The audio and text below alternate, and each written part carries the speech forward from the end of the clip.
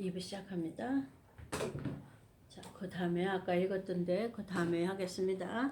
읽어드리겠습니다. 저희가 산에서 내려올 때에 예수께서 명하여 가라사대 몇 절이냐면 9절 17장 9절 저희가 산에서 내려올 때 예수께서 명하여 가라사대 인자가 죽은 자 가운데서 살아나기 전에는 예수님이 순환받기 전에 예수님이 3명의 제자만 데리고 따로 높은 산으로 따로 데리고 가서 예수님이 장차 변형된 모습으로 권능의 모습으로 올 것을 제자들에게 먼저 보여주는 장면이었어요. 그러면서 그 제자들에게 하나님의 음성을 들려줬던 장면이었어요. 앞에 게 저희가 산에서 내려올 때에 예수께서 제자들에게 명하여 가라사대 베드로 요한 야고보에게 명하여 가라사대 인자가 죽은 자 가운데서 부활하실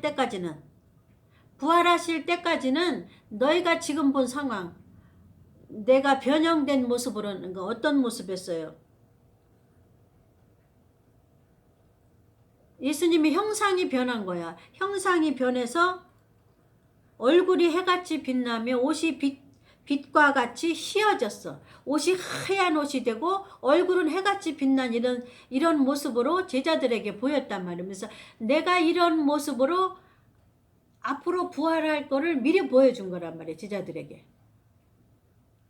부활의 모습이 이런데 부활할 거를 미리 보여줬는데 이 미리 보여준 거를 내가 부활하기 전까지는 다른 제자들에게 말하지 말라. 아무에게. 다른 제자들에게도 들었겠죠? 아무도 말하지 말라고 그랬으니까. 내가 부활의 모습을 너희들에게 먼저 보여줬지. 응? 그리고 하나님의 음성도 너희들이 들었지.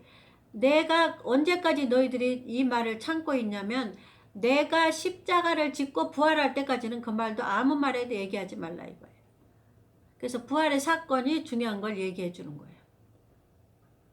인자가 죽은 자 가운데서 살아나기 전에는 본 것을 아무에게도 이르지 말라 하시니 제자들이 묻자와 가로되 그러면 어찌하여 서기관들이 엘리야가 먼저 와야 하리라 하나이까?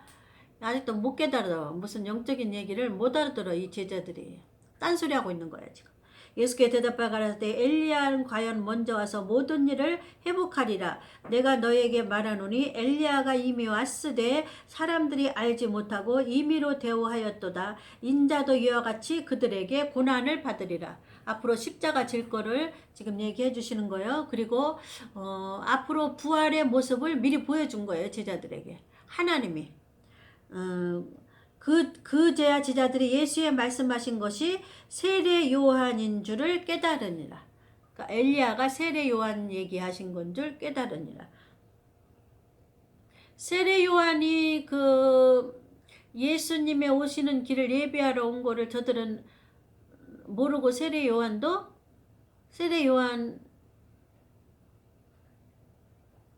죽었잖아. 세례 요한이 예수에 대해 증거했을 때, 전파했을 때 유대 백성들이 안 믿었잖아요. 이거를 말씀하시는 거예요. 이해가셨죠? 그 다음 절 14절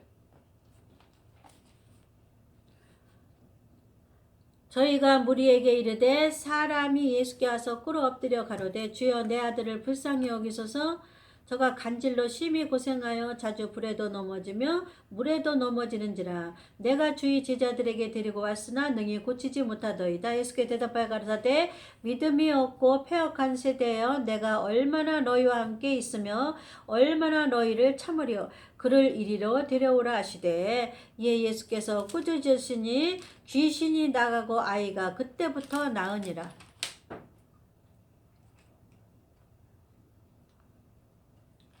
귀신을 내어 쫓치는 사건이죠. 이때 제자들이 종용이 예수께 나와 가로되 우리는 어찌하여 쫓아내지 못하였나이까? 가라사대 너희 믿음이 적은 영혼이라 진실로 너희에게 이르노니 너희가 만일 믿음이 한 겨자씨만큼만 있으면 이 산을 명하여 여기서 저기로 옮기라 하여도 옮길 것이요 또 너희가 못할 것이 없느니라. 쉽게 말하면 믿음이 없는 거죠. 저희들도 마찬가지예요. 우리들도 믿음이 있다고 그러지만 사실은 하나님의 성령이 그냥 인정해 주지 않으면 합격할 자가 없어요. 인간은. 갈릴리에 모일 때 예수께서 제자들에게 이르시되 인자가 장차 사람들의 손에 넘기워 죽임을 당하고 제3일에 살아나리라 하시니 제자들이 여기 앞에 17장에 하나님이 이는데 사랑하는 아들이요 기뻐하는 자여 너희는 저의 말을 들으라. 그렇게 먼저 말씀하신 이유가 있어요. 예수님께서 십자가에 돌아가시고 부활하실 거를 지금부터 말할 건데 너희는 잘 들으라 그 말이야. 예수님이 죽고 십자가에서 죽으시고 부활할 거를 지금부터 말할 텐데 너희는 저의 말을 잘 들으라 그 말이에요. 지금 이제 십자가에 돌아가실 거를 지금 계속 예수님은 말씀하고 있는데 제자들은 아직도 못 깨달아요. 죽임을 당하고 제3일에 살아나리라 하시니 제자들이 심히 근심하더라. 가버나움에 이르니 반세겔. 그러니까 하나님이 미리 하늘에서 구름 속에서 말씀하신 거예요. 예수님이 앞으로 돌아가실 것이 임박했기 때문에 하나님께서는 너희는 저의 말을 들으라. 이해가셨죠? 자, 죽임을 가버나움에 이르니 반세겔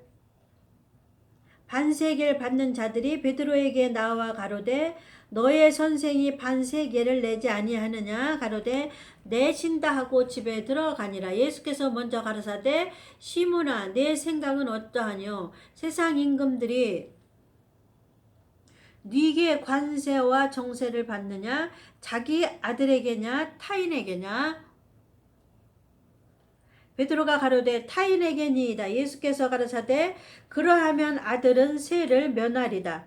그러니까 하나님의 아들임을 강조하는 거죠. 여기서는 그걸 알아들어야 되는데 그러나 우리가 저희로 오해케 하게 않기 위하여 내가 바다에 가서 낚시를 던져 먼저 오르는 고기를 가져 입을 열면 돈 한 세겔을 얻을 것이니 가져다가 나와 너를 위하여 주라 하시니라.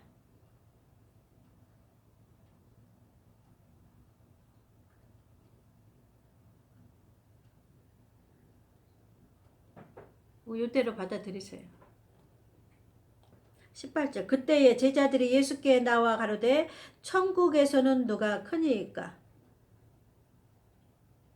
자 여기서 나오죠. 앞에 예수님이 17장 1절 17장 맨 앞에 하나님이 구름 속에서 하나님이 말씀하기 전에 예수님 먼저 변형된 모습을 보여줬어요. 부활된 모습을 보여주고 그 다음에 하나님 말씀하시고 그 다음에 예수님이 십자가에 돌아가실 걸 말씀하셨어요.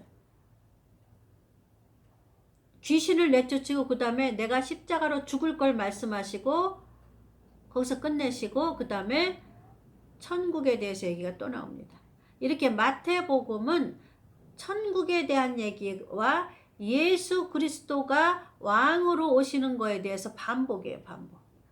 18절에 또 천국에 대한 얘기를 합니다. 여지껏 우리가 천국에 대해서 배웠는데 18절에 다시 17절에 십자가로 죽는 사건을 하나님이 미리 말씀하고 싶어서 예수가 뭐라고 그러는지 저는 내 아들이니까 하나님의 아들이니까 저가 무슨 말을 하였는지 너희는 잘 들으라. 그게 하나님이 십자가 사건부터가 중요하다는 걸 알려주는 거예요. 지금부터 예수가 무슨 말을 할 텐데 예수는 나의 아들이다. 너희든 저의 말을 잘 들어보라. 그래서 예수님이 무슨 말 해나 봤더니 십자가 사건, 십자가로 죽을 사건을 말하고 있어요. 이해 가셨죠? 그러면서 귀신을 내쫓는 사건. 그 다음에 또 아들이 권세된 사건이 이제 세금에 대한 얘기가 가지고서는 아들이 권세가 많다는 거. 아들은 세를 안 받잖아요. 누가 자기 아들한테 세를 받아요. 아버지 재산이 아들 거, 아들 것이 아버지 거. 아버지 재산이 아들 건데. 이해 가시죠? 자 18절 그때의 제자들이 예수께 나와 가로되 천국에서는 누가 크니까. 갑자기 천국으로 얘기가 바뀌죠. 그 다음에 예수께서 한 어린아이를 불러 저희 가운데 세우시고 가라사대 진실로 너희에게 이르노니 너희가 돌이켜 어린아이가 될 것 같이 되지 않으면 결단코 천국에 들어가지 못하리라.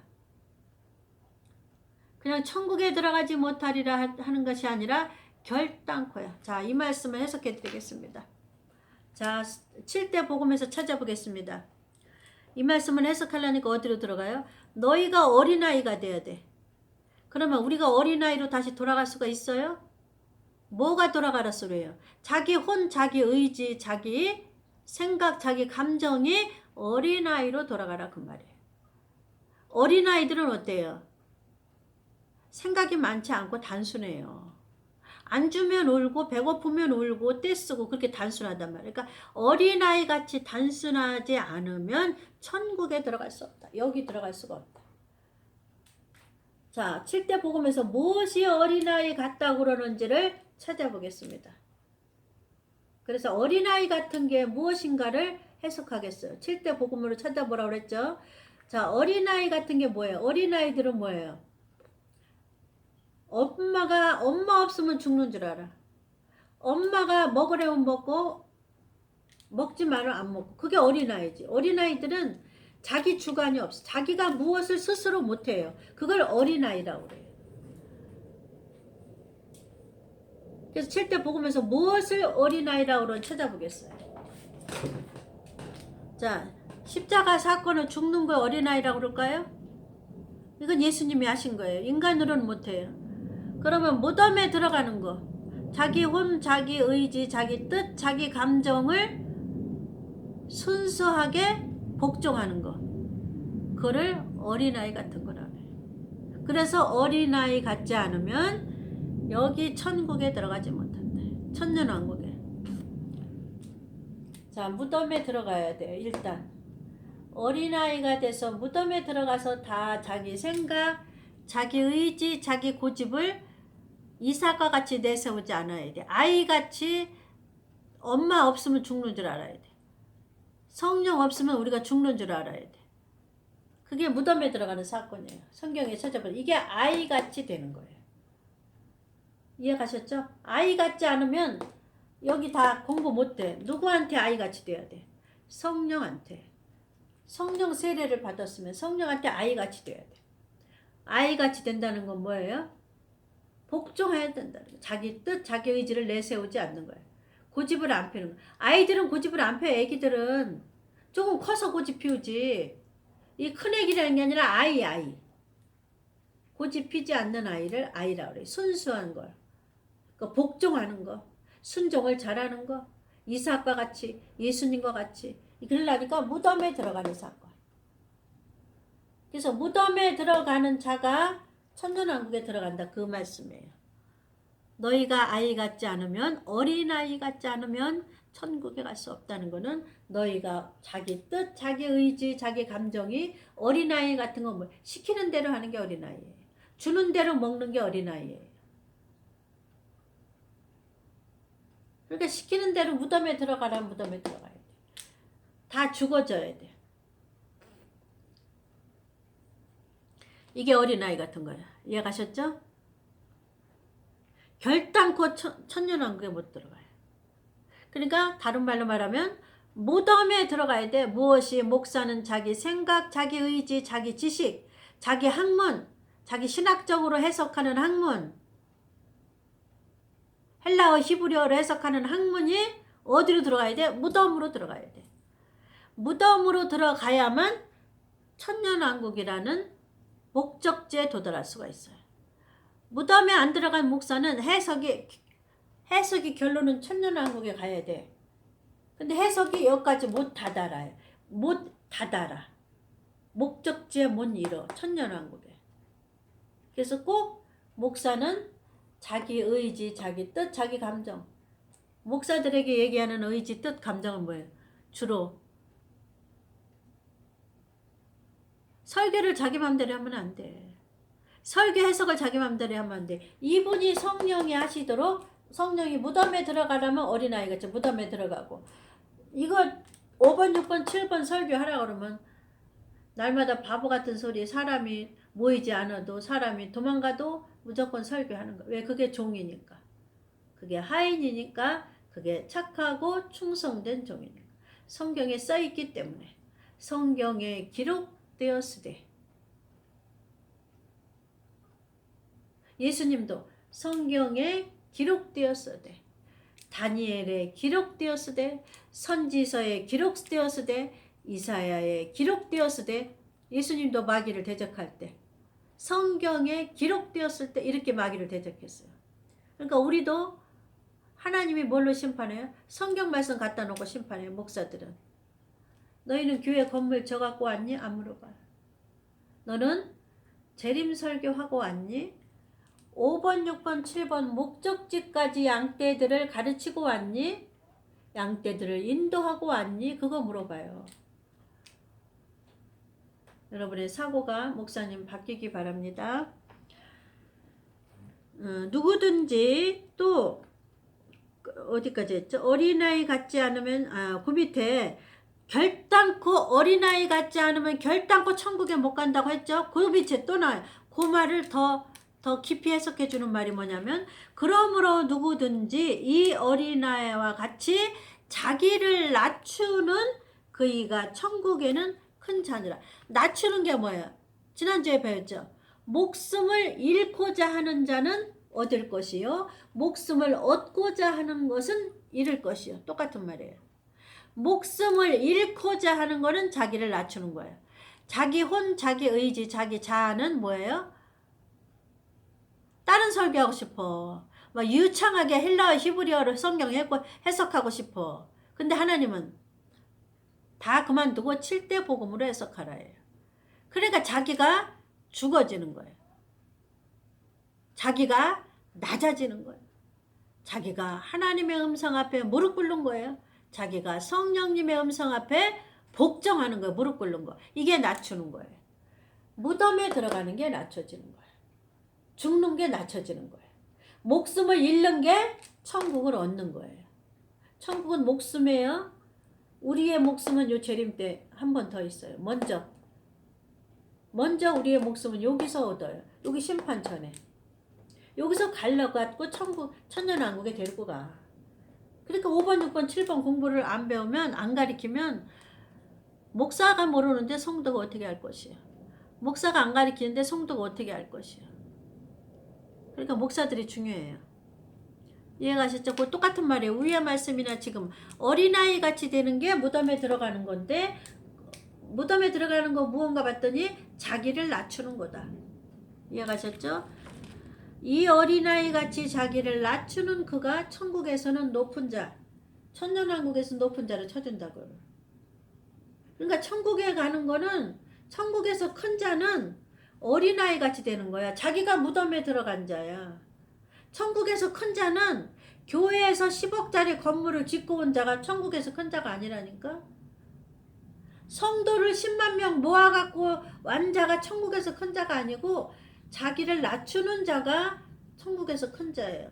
자기를 낮추는 자가 뭔가 해봤더니 자기가 십자가의 무덤 안에 들어가는 거예요. 그러면 그거를 더 깊은 말로는 자기 의지, 자기 뜻, 자기가 공부하는 학문적인 지식, 자기가 성경 연구했던 거, 자기 마음대로 지식적으로 연구했던 거를 설교하지 말고 그거를 한번 십자가에다, 무덤에다 죽여요. 갖다 집어넣어요. 자기 학문 지식, 헬라어 히브리어 성경 연구했던 거 갖다 집어넣으면, 무덤에다 집어넣으면 성령께서 너 죽었구나, 내가 이제 높여줄게. 그리고 해석해 주는 거예요.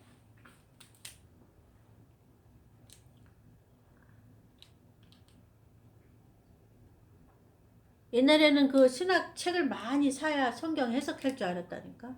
신학교 다닐 때. 그 교수님들이 왜 해석집을 썼잖아요.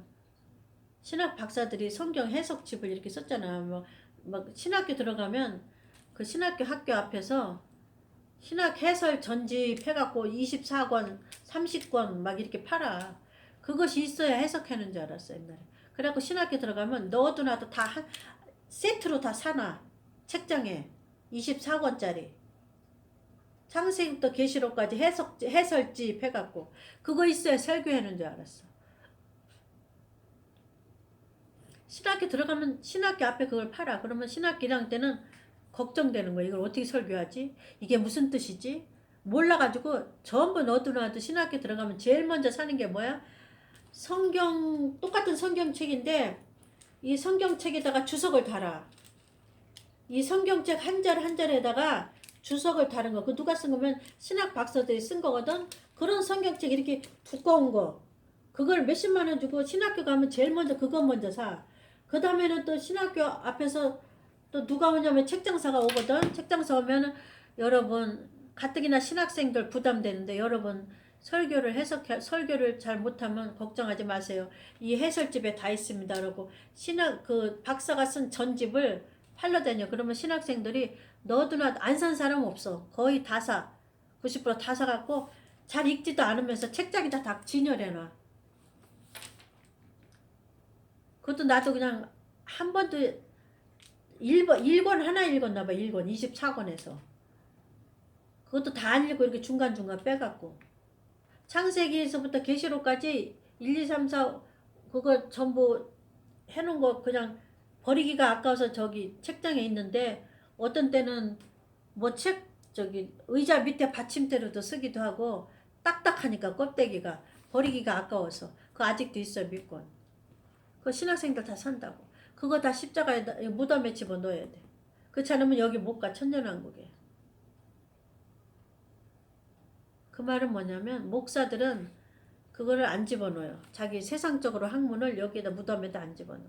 그러면 성령이 오셔가지고 이거 해석하는 걸 안 알려줘요.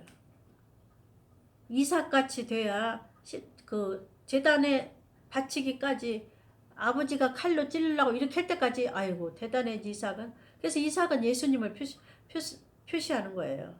의미하는 거예요. 칼을 들 때까지 이삭이 뭐 어쨌다는 뭐 악 소리 그런 것도 하나 성경에 안 써 있어. 나 같으면 발버둥 치고 난리 나고 도망갔을 텐데. 살려주세요 살려주세요. 그래서 아버지하고 싸우고 난리 날 텐데.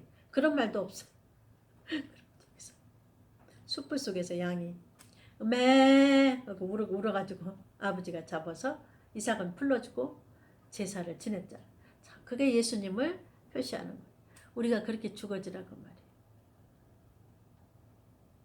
그러면 천년왕국이라는 상을 저와 여러분에게 주셔요. 하나님의 약속이에요.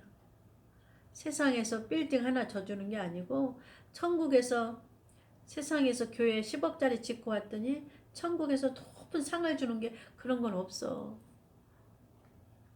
교회 헌금 많이 냈더니 천국에서 높은 상을 주는 거 그런 거 없어요. 제발 헛다리 가리키지 마세요 목사님들. 눈물 나나 그런 생각하면. 양떼들을 엄한 데로 끌고 가는 거 생각하면 눈물이 나. 쫓아가는 양떼들 생각하면 억장이 무너져.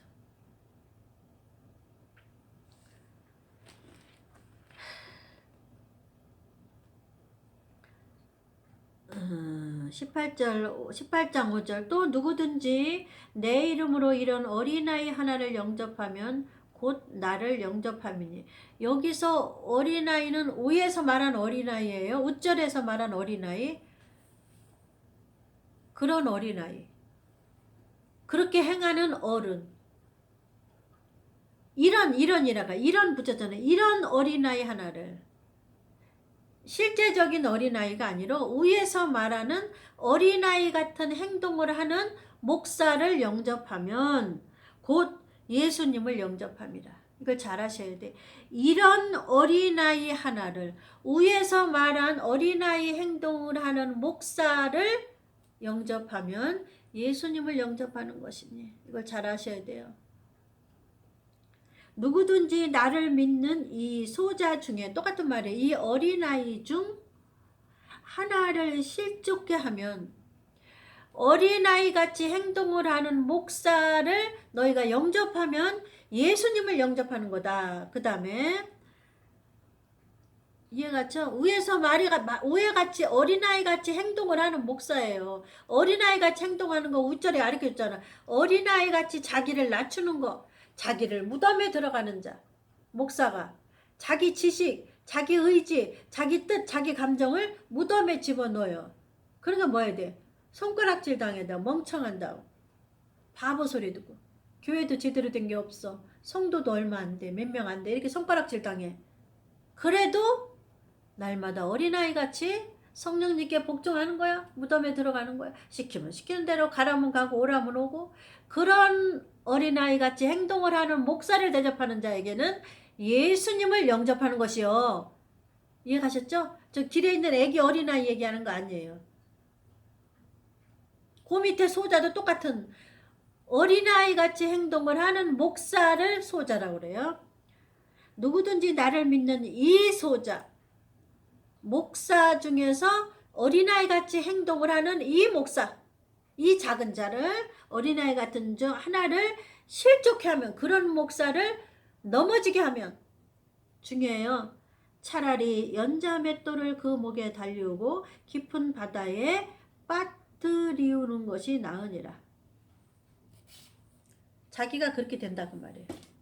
연자 맷돌을 매면 깊은 바다에서 나올 수 있어요, 없어요? 못 나오잖아요. 자기는 그렇게 된다고 말이에요. 실족해 하면, 미끄러지게 하면, 넘어지게 하면 벌은 더 무서워요. 넘어지게 하는 목사는 목에다 연자 맷돌을 매서 바다 깊은 곳에 빠뜨리면 나올 수 있어요, 없어요? 못 나와요.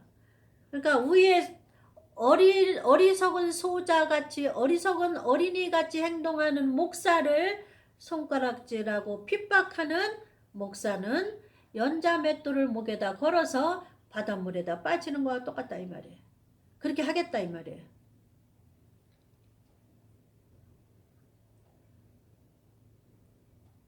이해가셨죠?